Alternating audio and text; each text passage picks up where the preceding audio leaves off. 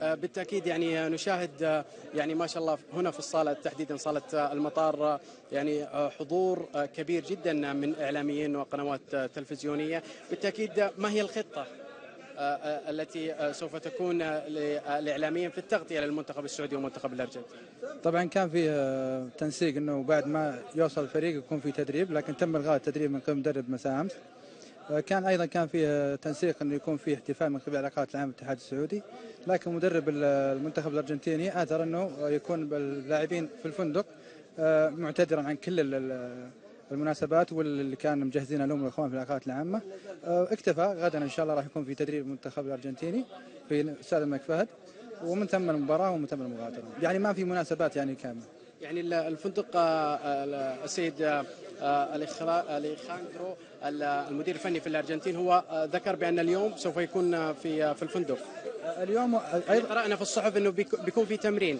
هو التمرين راح يكون بكره، وكان في تنسيق زي ما قلت لك انه يكون لهم احتفال مع العلاقات العامه، ولكن زي ما قلت لك المدرب رفض واكتفى بال. يعطيك العافيه. اذا مشاهدينا الكرام ايضا متواصلين معكم. ماجد لك الكلمه. تتابعون بالتأكيد مشاهدي الرياضية السعودية في هذه اللحظات، في هذه الدقائق، وصول أعظم لاعب حالي في تاريخ الكرة. ميسي يصل مباشرة إلى المملكة العربية السعودية للمشاركة في أول مباراة ودية بين المنتخب السعودي أو بين الجيل الحالي والمنتخب السعودي.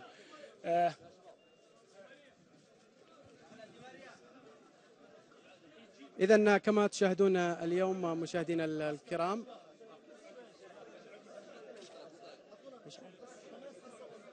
نحاول بالتأكيد يعني نشوف وصول اللاعب الظاهرة، ربما يكون في الوقت الحالي اللاعب ميسي.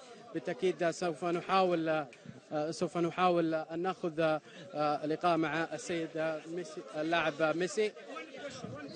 كيف مشعل يا جماعة لو سمحت يا طيب حبيبي لو سمحت. يمكن التجمهر الكبير. هذا اخر ناوت بس وراي عالم انا.